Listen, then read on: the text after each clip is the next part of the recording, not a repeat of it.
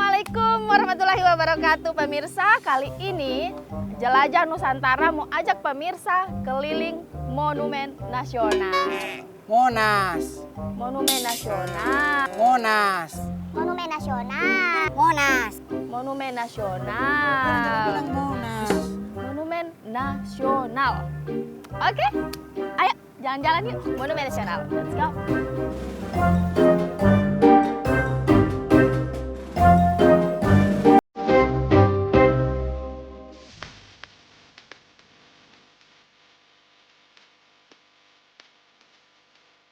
Sore-sore minum teh panas. Kasepar dan roti panggang. Cakep. Hei si more pasiar ke Monas karena DP par jadi tersayang. Maunya.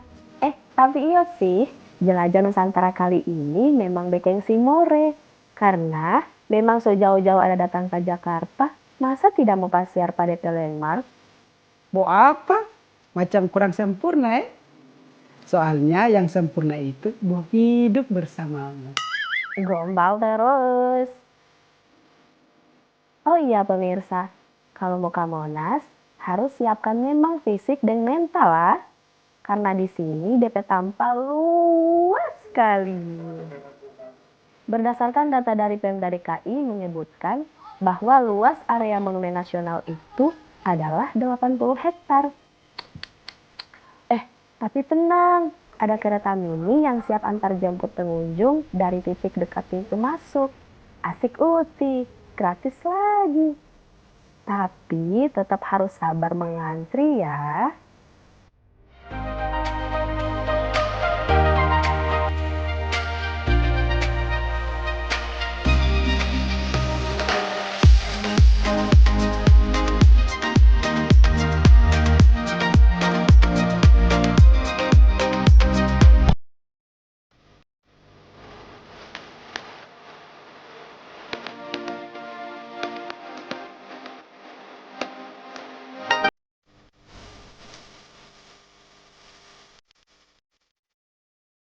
Monas atau Monumen Nasional ini terletak persis di pusat kota Jakarta.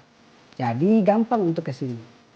Buka dari jam 6 pagi hingga jam 10 malam itu untuk area Monas dan tamannya. Tapi kalau untuk kawasan tubuhnya hanya dari jam 8 hingga jam 4 sore. Tapi jangan langsung ke Tugu dulu ya dan pemirsa. Karena di area Monas juga banyak monumen-monumen bersejarah yang harus kita jelajahi.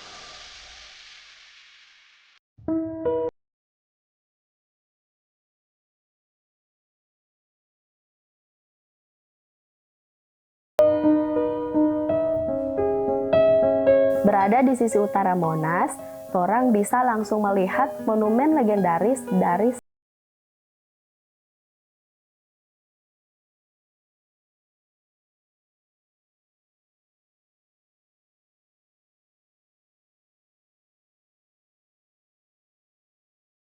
kesusastraan terutama dalam puisi. Chairil Anwar juga telah mempelopori lahirnya satu angkatan kesusastraan baru yang disebut Angkatan 45. Secara garis besar, ciri-ciri Angkatan 45 adalah penghematan bahasa, kebebasan pribadi, individualisme, berpikir lebih kritis, dan dinamis. Chairil Anwar membawa aliran baru yang disebut ekspresionisme. Dan karyanya yang paling dikenal saat itu adalah Deru Campur Debu pada tahun 1949. Kerikil Tajam dan Yang Terempas dan Yang Putus tahun 1949. Dan Aku Ini Binatang Jalang 1986.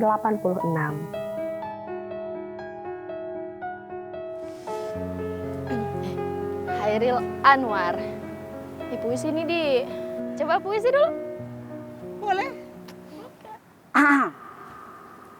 Kerawang Bekasi, karya Chairil Anwar. Kami yang kini terbaring antara Kerawang Bekasi tidak bisa teriak merdeka dan angkat senjata lagi. Kami cuma tulang-tulang berserakan, tapi adalah kepunyaanmu. Kaulah lagi yang tentukan nilai tulang-tulang berserakan. ataukah jiwa kami yang melayang? Untuk kemerdekaan, kemenangan, dan harapan, atau tidak untuk apa-apa? Kami tidak tahu, kami tidak lagi bisa berkata. Kaulah sekarang yang berkata. Kami bicara padamu dalam hening di malam sepi. Jika ada rasa hampa dan jam dinding yang berdetak, kenanglah kami yang tinggal tulang-tulang diliputi debu. Beribu kami terbaring di antara Karawang, Bekasi. Wih, jago ya. Mantap ya? Mantap sekali. luar Oh biasa. benceng. Bara bang ini. Ini juga.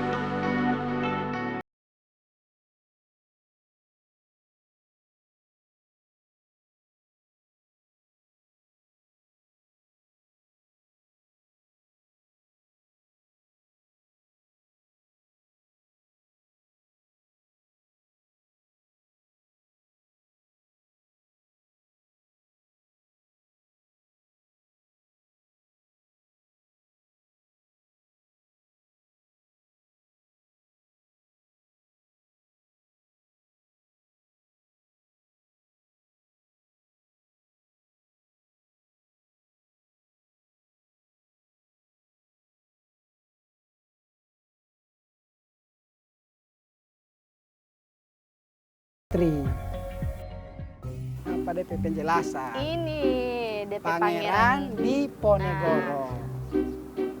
Coba baca.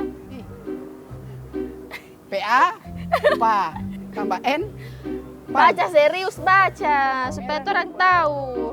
Oh dia lahir di Yogyakarta. Berkinapa DP patung di sini? Coba kinapa? Karena itu. Dia tidak tahu pun nih. Oh yang kita Tidak tahu tahu. dia lahir di 11 November 85. 19, 1785. Kamu 89. Cuma beda sedikit. Berarti kamu apa pahlawannya? Tanpa tanda jasa. Boleh begitu kan? Raden Mas Ontowiryo. Wiryo. Beliau Oh, itu DP nama lahir. Nama Kenapa baru kenapa DP nama jadi Pangeran kalau Diponegoro? dia ini DP kamanakan jaga panggil Tipa Ade. Karena DP nama Tika Raden. Hah? Raden Mas Raden. Jadi kalau DP kamanakan mendatang kamar panggil Pak Ade. Oh iya. Begitu sah? Pak Ade mau cabut kamar rambut putih Pak Ade. Sudah.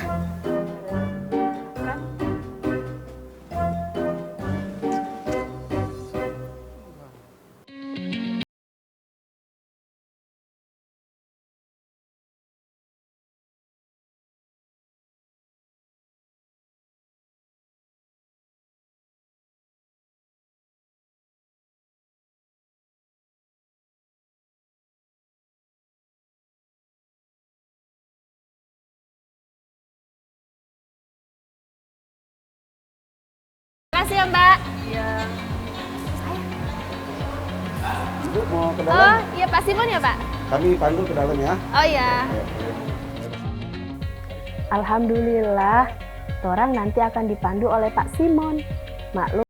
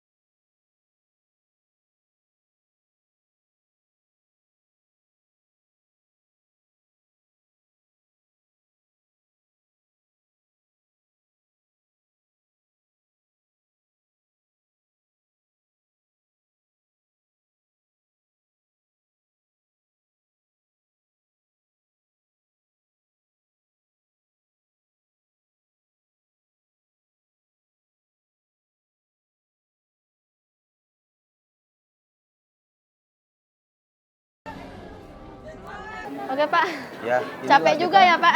sampai juga di puncak Monas. Iya. Ya.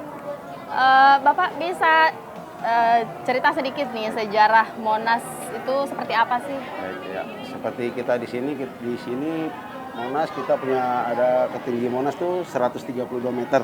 132 Di meter. atasnya ada lidah api kemerdekaan. Itu terbuat dari perunggu 14,5 ton. Oh, perunggu ya? Baik, betul. Oh, Dilapisin emas murni 50 kg. Wow. Ya, saat pembuatan pertama itu hanya 35. Tetapi di saat Indonesia merdeka tahun emas 95 ditambahin lagi jadi 50 kg emas. Oh, Ya. iya. Jadi Monas yang dibangun oleh Presiden pertama kita Soekarno. Insinyur Soekarno. Ya, itu 17 Agustus 1961 sampai 1967. Ya. Nah, Iya. kenapa bisa ada Monas Pak gitu? Kenapa Baik. Presiden pertama kita itu bisa mendirikan Ya. Monas ini? Ya baik, Pak. Sebetulnya ada 4 alasan ya dibangunnya Monumen Nasional. Nah, mereka waktu itu Bung Karno yang membangun dan ada penelitiannya. Jadi pertama untuk mengenang para pahlawan sejarah bangsa Indonesia. Ya, nomor dua untuk mengenang proklamasi kemerdekaan. Ya. Ya, nomor 3 untuk mendidik generasi sekarang dan yang akan datang akan sejarah perjuangan pahlawan-pahlawan. Oh, biar kita. lebih mengenal ya Betul, sejarah ya. Indonesia Dan nomor dari 4 Indonesia nih, Merdeka, yang sering pahlawan. pada datang itu untuk edukasi wisata, Oh, iya. rombongan sekolah dan komunitas yang lain-lain. Jadi itu 4 alasan dibangun Monas. Ya. Nah, untuk kunjungannya ini Pak, Baik. Monas bisa menampung berapa sih kapasitasnya? Baik ya, kalau seperti sekarang ini kebijakannya kita per jam kalau ke atas ini ya ke puncak itu per jamnya hanya 200 orang kotanya. Jadi kita buka dari jam 8 sampai jam 3 itu sekitar 7 jam hanya 1.400 yang bisa nampung ke atas. 1.400. Beda kalau di museum itu bebas. Oh, Ya di museum gitu. tidak dibatasi, Iya. maka kota di atas suka jam berapa suka habis. Tidak dibatasin, nggak boleh ke atas karena antrian liftnya yang kita atur. Iya. Ya, Tadi kalau semua juga kita ngantri. akomodasi bisa sampai maghrib, bisa sampai malam. Karena kami tutup setelah habis Covid ini jam 5 sudah tutup. Jam 5 tutup Ya, ya Pak? kalau di bawah di sekitar kawasan Tugu bisa ribuan orang silakan datang. Kalau ke puncak ini hanya 1.400 kita batasin. Ya. Terus fungsinya apa sih Pak Monas ini? Ya, yang Ya, seperti- ya. apa cuman untuk edukasi Betul. siswa aja Ya, gitu ya. atau untuk mengenang sejarah pahlawan? Selain itu ada nggak sih Pak? Ya ini ya kemarin waktu Covid kemarin kita hampir 2 tahun tutup karena posisi lokasi Monas ini di tengah kota. Iya. Orang butuh hiburan. Kadang kita di tengah perkantoran dan juga di tengah pemukiman. Siapapun bisa mampir seperti ini. Jadi kita akhir Juni atau awal Juli kita baru buka tuh setelah 2 tahun tutup. Ribuan orang datang ke sini. Itulah jadi selain dari wisata mereka berekreasi, melepas lelah. Dan karena di tengah kota keadaannya, di tengah-tengah juga banyak kuliner, banyak restoran dan perkantoran. Itulah artinya edukasi wisata dan rekreasi mereka untuk melepas lelah. Karena kedudukan lokasi Monumen Nasional di tengah kota, Jalan Medan Merdeka. Nah, untuk fasilitasnya nih yang Ya. bisa kita nikmati, Baik. pengunjung nikmati di Ya, sini itu baik. ada apa aja? Jadi Monas selain mempunyai patung-patung di sekitar kawasannya ada 5 patung Ika Ada di Ponorogo, Muhammad Hussein Tamrin, Raden Ajeng Kartini. Kita punya 4 bagian yang untuk dikunjungi. Museum Sejarah itu di bawah. Itu ada 51 diorama sketsa tentang gambar perjuangan bangsa Indonesia. Dan yang membuatnya itu maestro pematung Indonesia ya, namanya Edi Sunarso. Ya, beliau juga yang membuat patung-patung Selamat Datang, Pembebasan Irian Barat dan museum-museum yang lain dioramanya beliau yang buat Edi Sunarso. Nomor 2 ada Ruang Kemerdekaan. Ruang Ya, Kemerdekaan. kemerdekaan di situ ada audio Bung Karno saat membacakan teks proklamasi. Ada Sang Saka Merah Putih replikanya, ada lambang Garuda Pancasila dan map peta Indonesia terbuat dari emas kurang lebih 20 kilo. Ya, itu namanya di Ruang Kemerdekaan. Nomor 3 pelataran Cawan. Nanti kita akan ke Cawan turunnya dan nomor 4 di tempat ini pelataran Puncak. Jadi ada 4 tempat yang bisa dieksplor di Monumen Nasional ini. Ya. Menarik sekali ya Pak. Ya, Kalau ya. untuk tarif masuk Monas ini apa ada rate-nya gitu untuk anak-anak, dewasa? Ya. Gimana Pak? Ya, jadi kami ada 2 bagian ya, satu ke museum, satu ke puncak ini. Jadi untuk hitungannya anak atau pelajar, jadi anak itu di atas 4 tahun dan pelajar, dia masih sekolah SMA. itu cuma Rp2.000. Sampai ke atas puncak ini hanya Rp4.000. Jadi kalau dewasa itu ke museum di bawah Rp5.000, sampai ke atas ini Rp15.000. Tapi kalau buat rombongan sekolah di atas 30 orang kita kasih diskon 25% untuk rombongan sekolah. Untuk antusias pengunjung di masa setelah pandemi ini bagaimana, Pak? Ini karena udah monumen nasional ya. Jadi hampir setiap hari rombongan dari sekolah, dan itu ada yang di luar Jawa, dan mereka dengan berbondong-bondong dengan bis. Jadi kadang-kadang rombongan itu datang dengan 200 orang, bisa 250.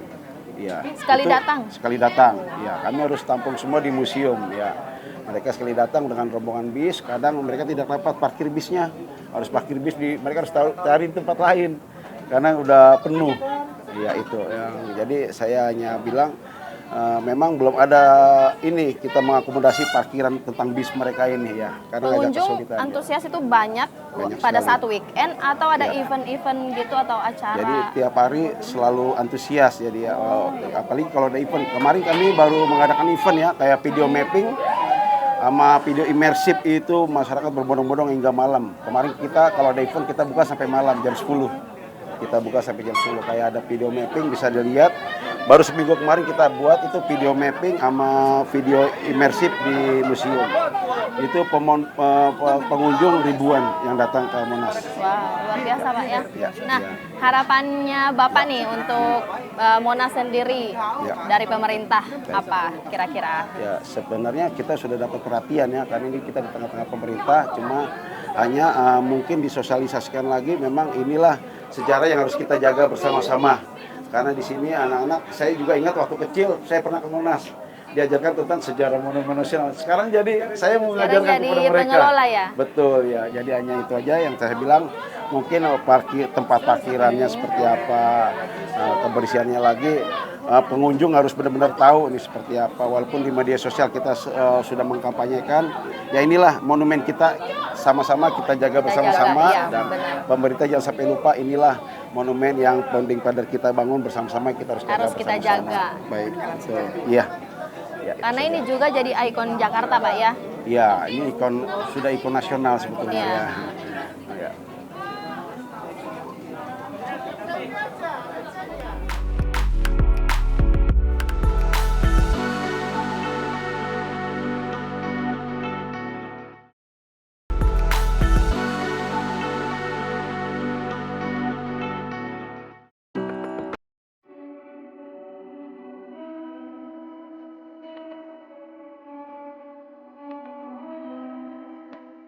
Pemirsa yang ingin mengetahui sejarah nenek moyang terdahulu lewat seni, pemirsa bisa langsung menuju di lantai 1 Monas. Di sana pemirsa bisa melihat karya-karya seni dari seniman ternama Edi Sudarso.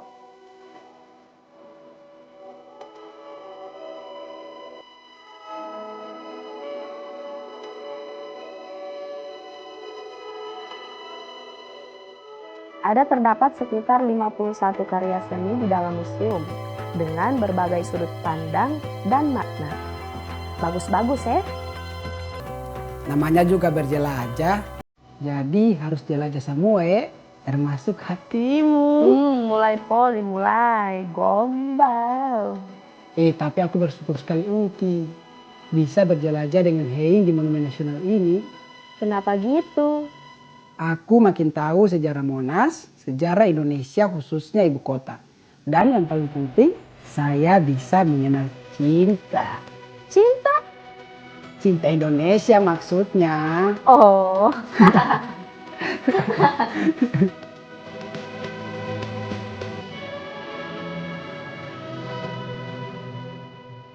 Gimana? Keren kan? Keren dong. Capek? Pastilah. Lumayan ya? Lumayan, tapi semua terbayarkan. Alhamdulillah. Nah, pemirsa, sampai di sini dulu jelajah Nusantara kali ini yang jalan-jalan di Monas. Semoga bisa memberikan informasi yang bermanfaat bagi kalian ya. Tapi masih banyak tempat-tempat wisata yang bagus di Indonesia. Yang harus kita kunjungi. Ya. Lanjutlah jalan-jalan. Oke? Sampai jumpa. Dah.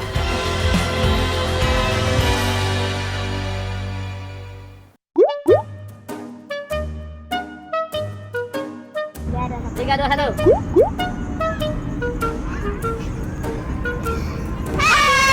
Assalamualaikum pemirsa. Kali ini Jelajah Nusantara Torang mau ajak pemirsa jalan-jalan ke Monas. Orang jaga bilang Monas. Monumen Nasional. Gimana? Keren kan? Keren dong. Capek? Capek? Pastilah. Lumayan ya? Lumayan, tapi semua terbayarkan. Alhamdulillah. Nah, pemirsa, sampai di sini dulu Jelajah Nusantara kali ini yang jalan-jalan di Monas. Semoga bisa memberikan informasi yang bermanfaat bagi kalian ya. Tapi masih banyak.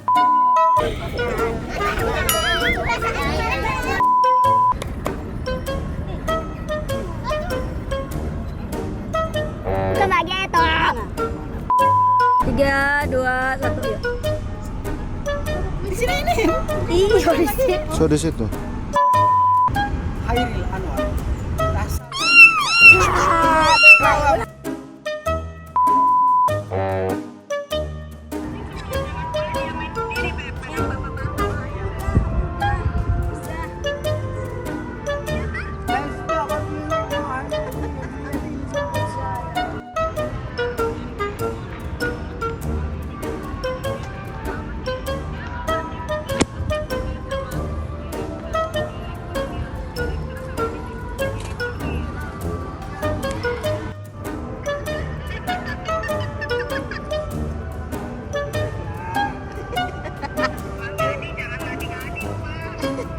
Orang bisa diculik.